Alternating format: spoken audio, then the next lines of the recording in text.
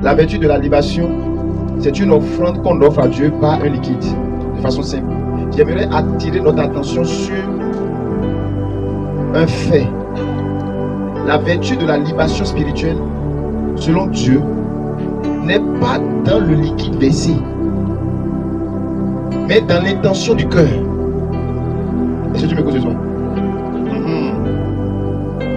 Parce que quand on donne un message venant de la part de Dieu, beaucoup d'entre nous ne prennent pas le temps de méditer, de ruminer la parole comme un mouton, d'accord, qui a brouté d'herbe et s'en va s'asseoir et ressort et remarche encore. Vous comprenez? On ne médite pas la parole, c'est ce que je veux dire par là. Donc, la libation que Dieu nous enseigne, ce n'est pas seulement un liquide versé, non, mais c'est l'intention de ton cœur qui est importante. Sinon, tu risques de t'attirer des entités démoniaques contre toi, ou tu risques de te lier à vie. C'est pour cela que vous allez voir, l'intention du cœur de Jacob en faisant la libation, c'était de transformer le lieu en Béthel et non détruire son frère. C'est pour la motivation qui te pousse à faire la libation. C'est une seule chose, c'est de transformer ta maison de malédiction en bénédiction. Pour la gloire de Dieu. Et c'est cette libation que Dieu a créée. Est-ce que vous me suivez? Donc, la Bible dit que Jésus-Christ a été la libation pour notre salut. Et nous aussi, nous devons être une libation pour notre nation, pour nos maisons. Parce que quand on dit que quelqu'un sert de libation, c'est la personne qui s'est donnée tout entier. Et l'apôtre l'a su bien dire. En disant quoi? 2 Timothée chapitre 4, verset 6. Car pour moi, je sais déjà de libation. Et le moment de mon départ est arrivé d'une manière ou d'une autre.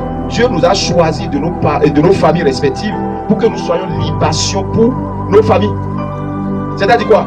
Par notre consécration totale à Dieu, par notre consécration totale au Saint-Esprit, nos familles seront sauvées. Mais tant que nous ne sommes pas une libation dans la maison de Dieu, on ne peut pas transformer, d'accord, la maison d'idolâtrie, de malédiction de nos parents en bénédiction, ou en maison Béthel ou sanctuaire de Dieu. Est-ce que vous comprenez? Donc c'est de ça qu'il s'agit. Donc ce soir, ma prière est que tu deviennes une libation pour ta famille. Amen. Une libation pour ta nation. Amen. Alléluia. Donc ça veut dire quoi? Tu dois te donner tout entier. L'holocauste, c'est le sacrifice entièrement consumé. On ne mange pas l'holocauste. Donc Jésus a été l'holocauste sur la croix. Il n'y a pas une partie de Jésus qui est restée sans être allé à la croix. Donc tout son être entier, tout son physique a été crucifié à la croix. C'est ça qu'on appelle l'holocauste.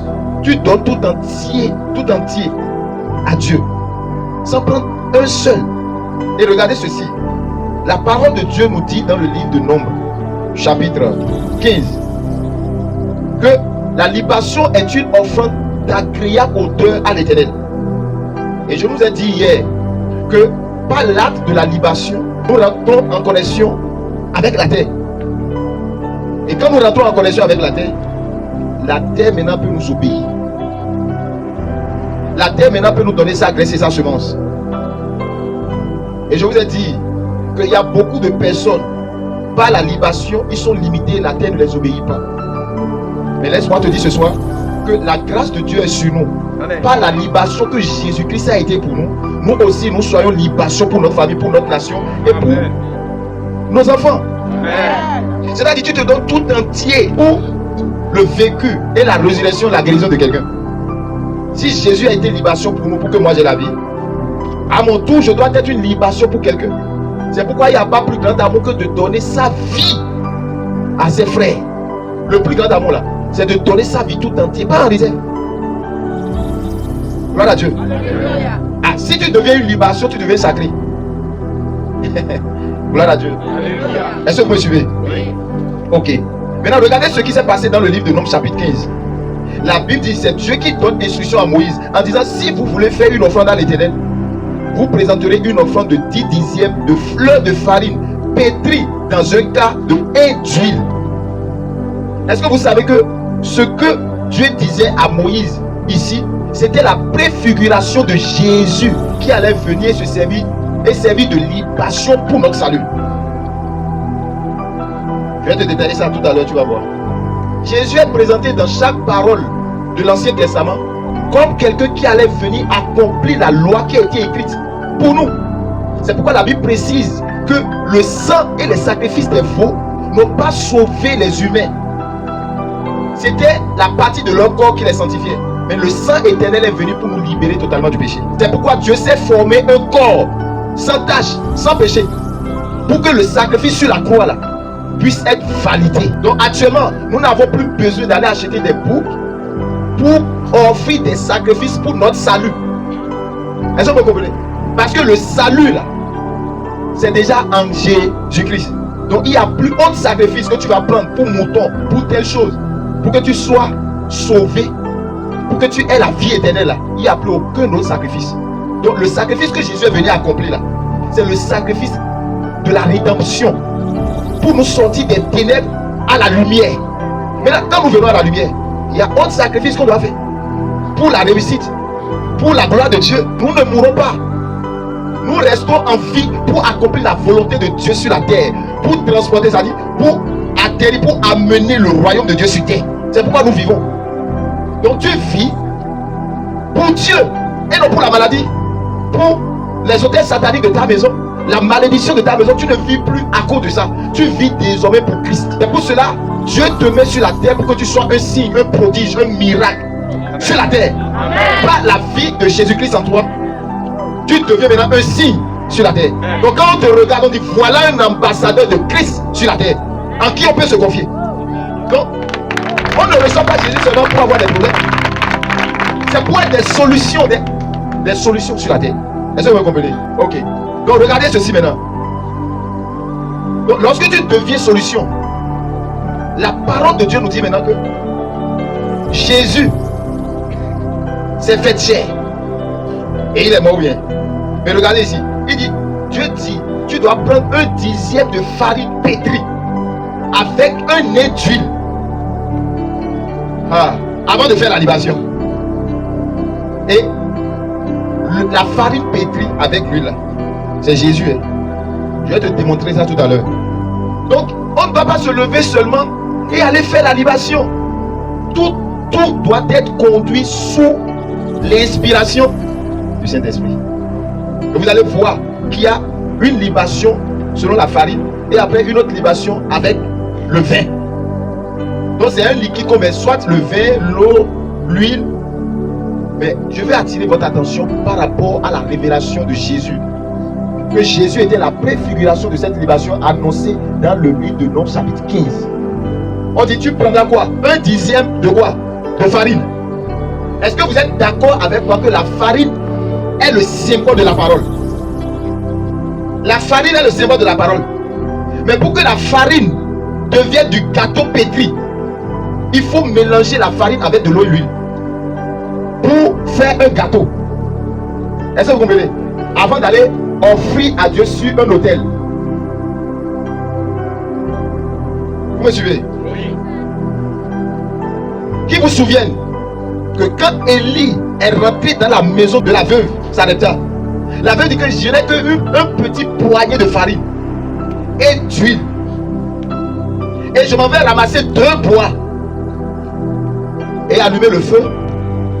Et mon fils et moi, nous allons manger et mourir. Et il dit, va pétrir la farine là. Fais-en un gâteau. Et donne-moi à manger d'abord. Et la femme a obéi. La femme a pétri la farine. N'est-ce pas? Quand il a pétri la farine avec de l'huile, c'est devenu de gâteau. C'est en ce moment que Élie a pu manger. La parole qui ne vient pas de la bouche de Dieu est une parole non révélée, simple. La farine à l'état brut, personne ne peut en manger. Personne ne peut prendre le blé, la farine du blé, et manger comme ça en disant qu'il est en train de manger du gâteau. N'est-ce pas? S'il mange ça, il aura un problème gastrique. Il n'aura pas la santé. Pourquoi? Parce que la farine n'a pas été travaillée avec de l'huile pour qu'on mange. Donc ici, la farine est le symbole de la parole. Et Dieu dit, tu prendras la farine et tu vas pétrir avec l'huile avant de me donner comme libation. Qu'est-ce que cela voudra dire? Cela voudra dire que pour que la libation marche et soit une offrande agréable à Dieu, ton esprit doit être connecté à la parole. Pas la parole écrite, mais la parole révélée. La parole réma. Parce que la farine plus l'huile, c'est égal à la parole révélée qui sort de la bouche de Dieu. Il dit la lettre tue, mais l'esprit vivifie. Donc toute parole qui sort de la bouche de Dieu, c'est-à-dire en faisant la libation, tu dois avoir la révélation et la motivation de ton cœur qui te pousse à aller faire la libation. Donc il a transformé d'abord la parole écrite en la parole révélée. C'est pourquoi vous allez voir, la veuve là a transformé d'abord la farine en gâteau avant de manger. Cela voudra dire que si tu reçois une vision, tu reçois la parole de Dieu. L'Esprit de Dieu doit te donner l'explication de cette parole avant que tu ne vives les miracles de cette parole-là. Gloire à Dieu. Alléluia. Donc la farine pétrie avec l'huile. L'huile est le symbole de la présence de Dieu. C'est l'Esprit. Et la Bible dit au commencement là, l'Esprit mouvait au-dessus des eaux. Il cherchait la parole. Donc la parole sans esprit est une parole brute. Comme la farine à l'état brut, tu ne peux pas l'utiliser. Et la religion aujourd'hui aime la farine. Voilà pourquoi il n'y a pas de miracle. Voilà pourquoi quand vous mangez la parole qui est écrite, qui est la farine, vous ne produisez pas de miracle. Votre vie reste statique, sans bouger. Parce que nous ne mangeons pas la parole révélée. Et la parole révélée, c'est la parole qui a été pétrie avec l'huile. Ce qui voudra dire la parole révélée, la parole réma de l'esprit. C'est ça qui produit miracle.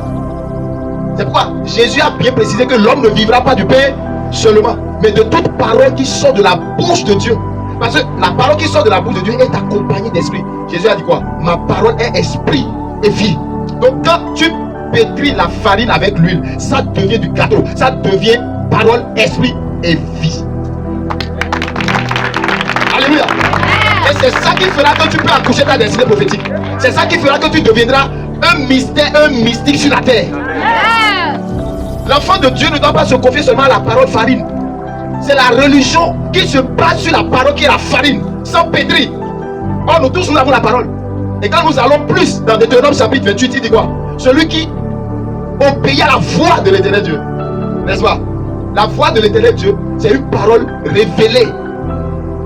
Alors quand tu es là, Dieu te révèle quelque chose là. Et avec ça, tu peux faire la libation. Et c'est ce que Jésus est venu faire. Il était l'holocauste total. Il était l'holocauste total. Donc quand tu prends la parole, gloire à Dieu. Donc la farine brute, c'est la parole simple, écrite. Mais accompagnée d'huile pétrie, c'est la parole qui sort de la bouche de Dieu, que le Saint-Esprit te dit dans ton cœur, en entendant sa voix. Quand tu te lèves sur ça, les miracles commencent par s'accomplir. Alléluia. Donc ne t'arrête pas au niveau seulement de la parole écrite. Voilà pourquoi la Bible nous amène à méditer toute parole qui sort de la bouche de Dieu, pour que ça devienne la farine pétrie. Parce que lorsque tu médites, le Saint-Esprit t'accompagne dedans, il dit c'est comme ça, c'est telle chose. Le Saint-Esprit te révèle, te donne le réma qu'il faut. Et c'est ce réma qui fait de toi un homme qui vit selon Dieu. Sinon tout le monde a la parole, mais tout le monde n'a pas la voix de Dieu, n'a pas le réma.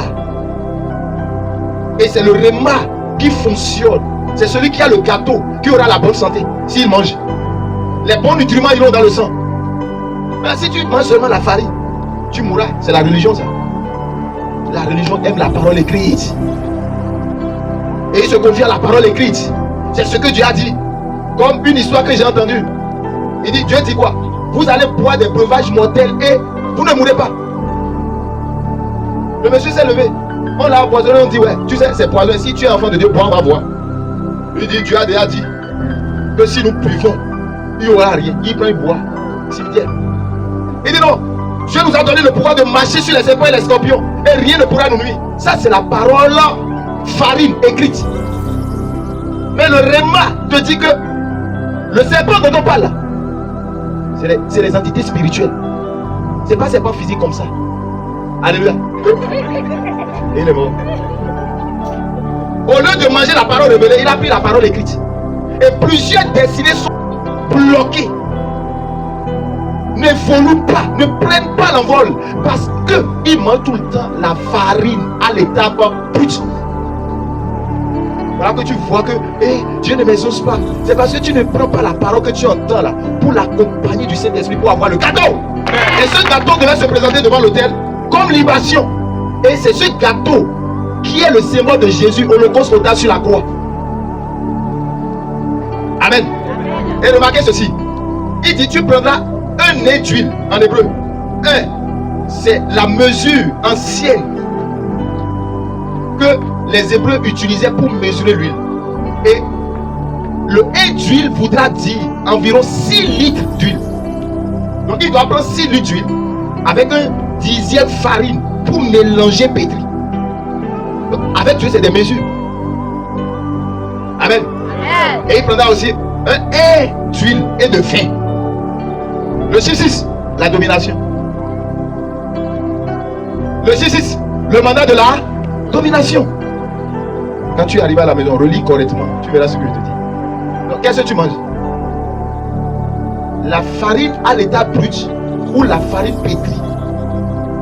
Ce qui fera que ta grossesse spirituelle aura de la croissance. Ce n'est pas la farine brute, c'est la farine pétrie avec l'huile. C'est pour ça le Saint-Esprit, si tu reçois la parole, tu ne peux pas produire. L'huile ici n'est pas une huile ordinaire, c'est l'huile consacrée selon ce que Dieu a dit dans Exode 30, verset 22 à 33. C'est pas n'importe quelle huile.